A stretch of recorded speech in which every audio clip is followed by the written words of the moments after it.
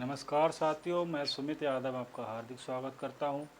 Class 10 exercise 4.1 का दूसरे का तीसरा सवाल है। क्वेश्चन कहता है, रोहन की मां उससे 26 वर्ष बड़ी है। उनकी आयु का गुणनफल अब से 3 वर्ष पश्चात 360 हो जाएगा। हमें रोहन की वर्तमान आयु ज्ञात करनी है। तो मान लेंगे माना रोहन की आयु बराबर x वर्ष। रोहन की माँ उससे 26 वर्ष बड़ी है। तो माँ की आयु, तो रोहन की माँ की आयु बराबर x प्लस 26 वर्ष। उनकी आयु का गुणनफल अब से 3 वर्ष पश्चात 360 हो जाएगा। अब से 3 वर्ष पश्चात उनकी आयु, 3 वर्ष पश्चात रोहन की आयु लिख लेंगे। रोहन की आयु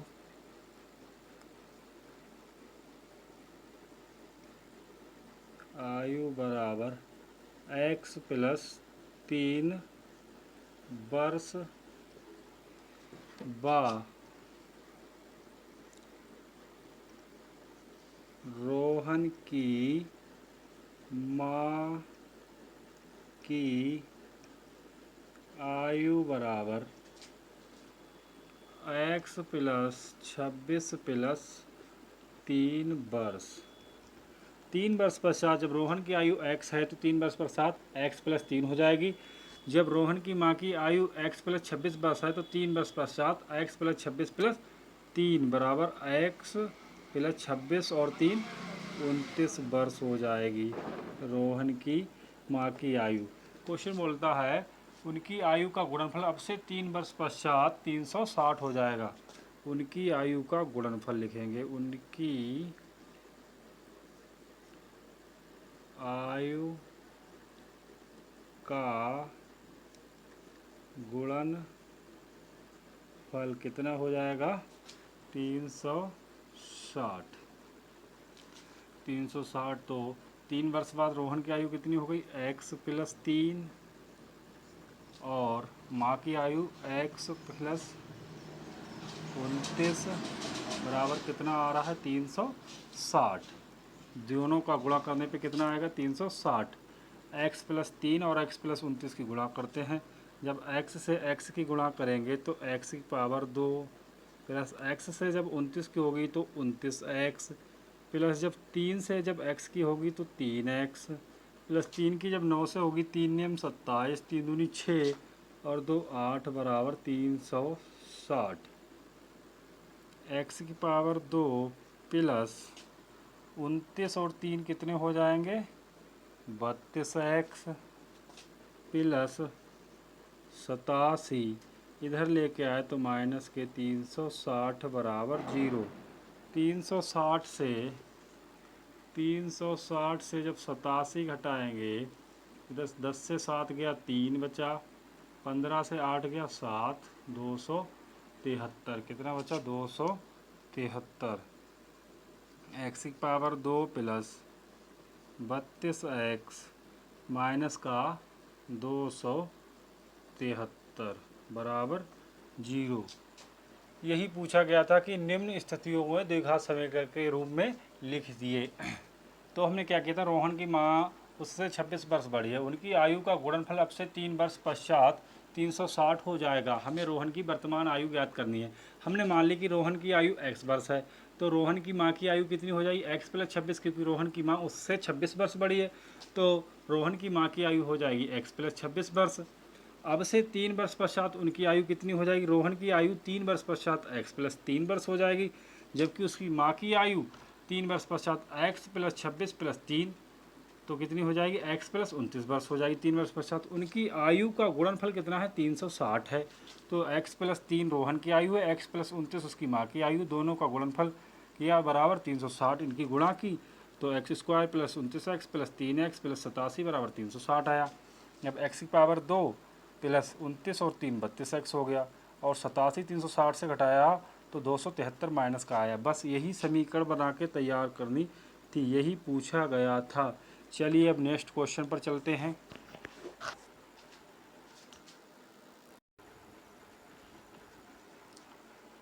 क्वेश्चन दिया है,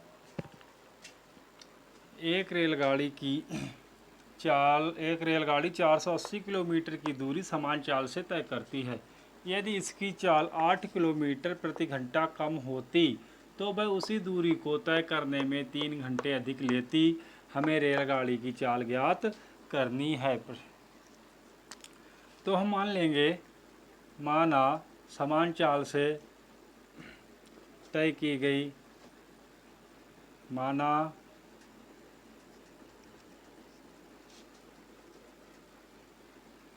रेल गाड़ी की समान चाल बराबर x किलोमीटर प्रति घंटा। रेलगाड़ी की समान चाल बराबर x किलोमीटर प्रति घंटा। एक रेलगाड़ी 480 किलोमीटर की दूरी समान चाल से तय करती है। यदि इसकी चाल 8 किलोमीटर प्रति घंटा कम होती, यदि रेल गाड़ी की चाल 8 किलोमीटर प्रति घंटा कम होती तो चाल बराबर कितना हो जाता, x माइनस 8 किलोमीटर प्रति घंटा। तो चाल कितनी होती है, x माइनस 8 किलोमीटर प्रति घंटा। रेलगाड़ी की समान चाल कितनी है, x किलोमीटर प्रति घंटा। यदि 8 किलोमीटर प्रति घंटा कम होती तो कितनी हो जाएगी, x माइनस 8 किलोमीटर प्रति घंटा। तो वह उसी दूरी को तय करने में 3 घंटे अधिक लेती। हमें रेलगाड़ी की चाल ज्ञात करनी है। कुल दूरी कितनी दे दी है, दूरी कितनी दी है, दूरी बराबर 480 किलोमीटर। दूरी दी है 480 किलोमीटर। अब करेंगे, समय बराबर क्या होता है, समय बराबर होता है दूरी बटे चाल।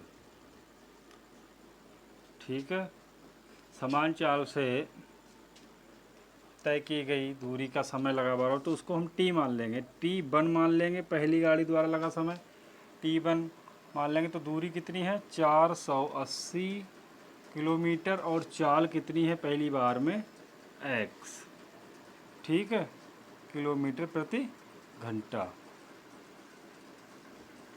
और दूसरी वाली को मान लेंगे, यदि रेलगाड़ी की चाल 8 किलोमीटर प्रति घंटा कम होती तो चाल कितनी है, x माइनस 8। तो इसको समय को हम t2 मान लेंगे। तो कितना हो जाएगा, 480 बटे x माइनस 8 किलोमीटर प्रति घंटा। अब क्या दिया है, तो भाई उसी दूरी को तय करने में 3 घंटे अधिक लेती, यानी कि जो भी है वो 3 घंटे अधिक लेती। समय क्या है, जो गाड़ी धीरे चल रही है वो समय क्या ले रही है, 3 घंटा अधिक ले रही है, यानी कि t2 माइनस t1 बराबर कितना ले रही है, 3 घंटा अधिक ले रही है। t2 कितना दिया है, 480 बटे x माइनस 8 माइनस 480 बटे x बराबर 3। इसको हल करते हैं, नीचे वाला का एलसीएम लेंगे, x माइनस 8 इंटू एक्स, अब इसकी इससे तिरछी गुणा होगी तो x माइनस से 8 कैंसिल हो जाएगी, ये 480x हो गया, 480x माइनस x से जब x कैंसिल हो जाएगा तो ये हो जाएगा x माइनस 8 इंटू 480 बराबर 3। ब्रैकेट खोलते हैं। 480x माइनस 480x माइनस 30 से गुणा करी तो माइनस के 480x, ये माइनस माइनस क्या हो जाएगा, प्लस का कितना हो जाएगा, 8 सिफरम सिफर 8 8 64, 8 चौक 32 और 6 38, 3840 बटे एक्स की जब एक्स करेंगे तो एक्स की पावर 2 माइनस 8x बराबर 3 बटे 1।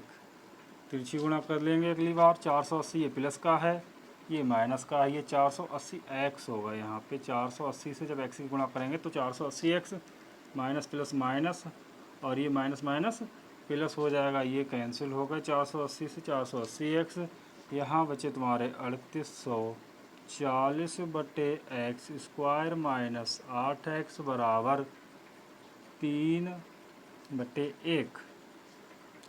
तिरछी गुणा करते हैं तो 3x स्क्वायर माइनस 24x बराबर 3840।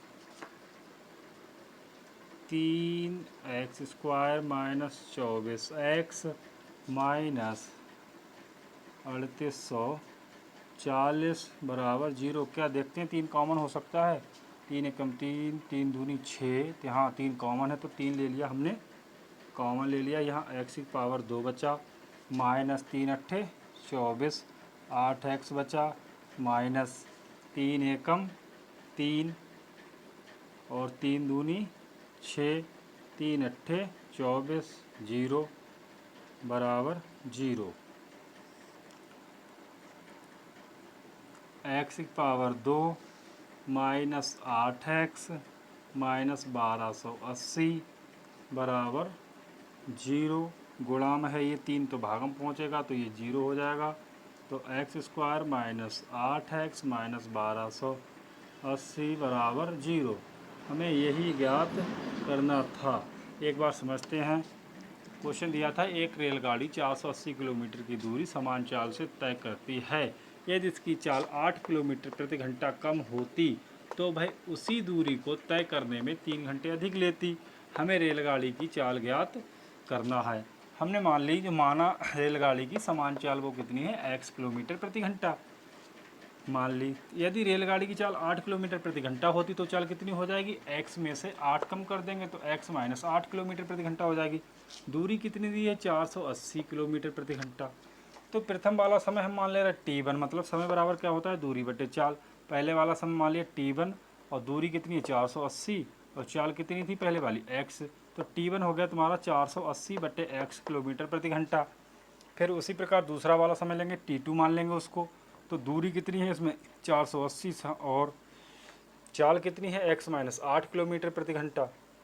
ये t2 माइनस t1 जब किया है भाई, जो भी गाड़ी समय अधिक ले रही होगी, जो भी गाड़ी समय अधिक ले रही होगी उसकी चाल कम होगी।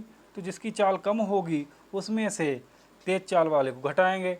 x माइनस 8, ये धीरे चल रही होगी गाड़ी, जब ये गाड़ी धीरे चल रही होगी तो ये समय ज़्यादा लेगी, ज़्यादा समय में से कम समय को घटा देंगे तो कितना आएगा, 3 आएगा।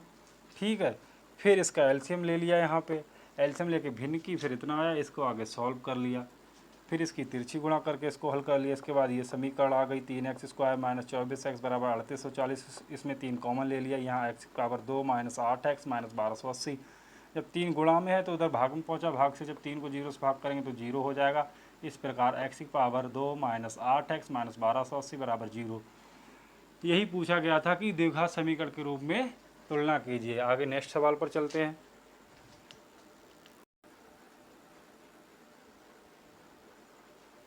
क्वेश्चन दिया है, मैसूर और बंगलौर के बीच 132 किलोमीटर यात्रा करने में एक एक्सप्रेस रेलगाड़ी सवारी गाड़ी से 1 घंटा कम समय लेती है। यदि एक्सप्रेस रेलगाड़ी की औसत चाल 11 किलोमीटर प्रति घंटा अधिक हो तो हमें एक्सप्रेस रेलगाड़ी की चाल ज्ञात करनी है। मान लोगे, माना सवारी गाड़ी की चाल बराबर x किलोमीटर प्रति घंटा। तो एक्सप्रेस रेलगाड़ी की चाल बराबर x प्लस 11 किलोमीटर प्रति घंटा। जब सवारी गाड़ी की चाल x किलोमीटर प्रति घंटा है तो एक्सप्रेस कितनी हो जाएगी, x प्लस 11 किलोमीटर प्रति घंटा, क्योंकि एक्सप्रेस रेलगाड़ी की चाल सवारी गाड़ी की चाल से 11 किलोमीटर प्रति घंटा अधिक है। और दूरी कितनी है, दूरी कितनी दी है, दूरी दी है 132 किलोमीटर, दूरी दी है 132 किलोमीटर। अब मान लेंगे सवारी गाड़ी द्वारा लिया गया समय को मान लेंगे t1 बराबर क्या होगा, दूरी बटे चाल। तो दूरी कितनी है 132 और चाल कितनी है x किलोमीटर प्रति घंटा, किलोमीटर प्रति घंटा। अब एक्सप्रेस रेलगाड़ी द्वारा लिया गया समय, एक्सप्रेस रेलगाड़ी द्वारा लिया गया समय, इसको t2 मान लेंगे, बराबर दूरी बटे चाल है ही तो 132 बटे, इसने चाल कितनी है इसकी x प्लस 11 किलोमीटर प्रति घंटा। अब ये बताओ 11 किलोमीटर इसकी अधिक है तो हमें एक्सप्रेस रेलगाड़ी की चाल ज्ञात करनी है। कुल दूरी 132 किलोमीटर है और जो है मैसूर और बंगलौर के बीच 132 किलोमीटर यात्रा करने में एक एक्सप्रेस रेलगाड़ी सवारी गाड़ी से 1 घंटा कम समय लेती है। एक्सप्रेस रेलगाड़ी है जो सवारी गाड़ी से 1 घंटा समय कम लेती है, तो समय कौन सी अधिक ले रही होगी, सवारी गाड़ी अधिक ले रही होगी। तो सवारी गाड़ी के समय कितना माना है हमने t1 और एक्सप्रेस गाड़ी का समय घटाएंगे तो हमें 1 मिल रहा है। कितना मिल रहा, 1 मिल रहा है, क्योंकि जो सवारी गाड़ी है वो 5 घंटा ले रही होगी तो एक्सप्रेस रेलगाड़ी 4 घंटा ले रही होगी, तभी तो 1 आएगा, क्योंकि 5 ये लेगी 4 ये 1 लगी तो 5 से 4 घटाओगे तो 1 ही तो बचेगा। तो अगर 6 ले रही होगी अगर सवारी गाड़ी तो ये 5 ले रही होगी, तो अधिक समय में से कम समय ही को तो घटाएंगे। तो अधिक समय कौन सी ले रही, सवारी गाड़ी। सवारी गाड़ी कितनी है, t1 कितना दिया है 132 बटे x माइनस 132 बटे x प्लस 11 बराबर 1। इनका एलसीएम लेंगे तो x और x प्लस 11, x से x कैंसिल हो जाएगा तो ऊपर आएगा 132 इंटू एक्स प्लस 11 माइनस 132 की x से गुणा होगी तो 132 x आ जाएगा बराबर 1। आगे करते हैं, इसकी x से गुणा करेंगे तो 132 की जब x से गुणा करेंगे तो 132 x प्लस जब 11 से 132 की गुणा होगी तो 11 दूनी 22, 11 तिया 33 और 2 35 हासिल का, 11 एकम 11 और 3 1452 माइनस 132 एक्स बटे एक्स की जब एक्स से गुणा करेंगे तो एक्स स्क्वायर और प्लस जब 11 से गुणा की जाएगी एक्स की तो 11 एक्स बराबर 132 एक्स प्लस का है, ये माइनस का, ये कैंसिल हो गए, नीचे 1 रखे तिरछी गुणा कर रहे हैं तो 1452 बराबर एक्स स्क्वायर प्लस 11x। इनको इस साइड ले चलेंगे क्योंकि ये प्लस के हैं, तो x square plus 11x minus 1452 बराबर 0। यही तुम्हें ज्ञात करना था। क्वेश्चन में दिया गया था निम्न स्थितियों को द्विघात समीकरण के रूप में तुलना कीजिए। दूसरे का ये 5वां सवाल था। मैसूर और बंगलौर के बीच 132 किलोमीटर यात्रा करने में एक एक्सप्रेस रेलगाड़ी सवारी गाड़ी से 1 घंटा कम समय लेती है। यदि एक्सप्रेस रेलगाड़ी की औसत चाल 11 किलोमीटर प्रति घंटा अधिक हो तो हमें एक्सप्रेस रेलगाड़ी की चाल ज्ञात करनी है। तो हम इसमें क्या मानेंगे, एक्सप्रेस और सवारी गाड़ी दी, सवारी गाड़ी की चाल हम मान लेंगे x किलोमीटर, तो एक्सप्रेस रेलगाड़ी की चाल हमें पता चल जाएगी, x होगा उसमें 11 ऐड हो जाएगा, x प्लस 11 किलोमीटर प्रति घंटा। दूरी हमें दे ही रखी 132 किलोमीटर। सवारी गाड़ी द्वारा लिया गया समय हम t1 मान ले रहे हैं, तो समय बराबर क्या होता है, दूरी बटे चाल। दूरी कितनी है 132 और चाल कितनी है सवारी गाड़ी की x किलोमीटर प्रति घंटा, चाल की जगह रख लिया, t1 हो गया। एक्सप्रेस रेलगाड़ी द्वारा लिया गया समय t2 मान लिया, तो दूरी 132 है, इसकी चाल है x प्लस 11 है। अब t1 माइनस t2 की, क्योंकि सवारी गाड़ी ही समय अधिक लेगी और एक्सप्रेस रेलगाड़ी समय कम लेगी, जो समय अधिक लेगी उसमें से कम समय वाली माइनस करके एक आ रहा है, तो सवारी गाड़ी से एक्सप्रेस रेलगाड़ी घटाया है। फिर इसको एलसीएम लेके x प्लस 11 कर लिया, इसका एलसीएम लिया, x से x को भाग किया, x से x कैंसिल हो गया, x प्लस 11 बचा, x प्लस 11 की 132 से गुणा करके यहाँ लिखा है। उसी प्रकार x प्लस 11 से x प्लस 11 को भाग किया तो ये x बचा, x की जब माइनस 132 से गुणा की 132x हो गया, 132x ये आ गया, इसकी इससे गुणा करी 132x आ गया, जब 11 से 132 की गुणा करी तो 1452 आ गया। माइनस का 132x ये है, ये प्लस का, ये माइनस का 132x से प्लस का 132x कैंसिल हो गया, एक प्लस का एक माइनस है। और नीचे कितना दिया है, x की जब x से गुणा की तो x की पावर 2 आ गया, x की जब 11 से गुणा की गई तो 11x हो गया, बराबर एक दिया हुआ था, एक बटे में रख लिया अपनी तरफ से, तिरछी गुणा करके हल किया हमने, तो 1452 बराबर x की पावर 2 प्लस 11x आ गया। इसको उस साइड ले गए तो माइनस का 1452 हो गया और बराबर 0 आ गया। इस प्रकार इस सवाल का सलूशन हुआ। अगर वीडियो पसंद आई हो तो लाइक और कमेंट जरूर करें और कृपया चैनल को सब्सक्राइब जरूर करें। आज के लिए बस इतना ही। जय हिंद।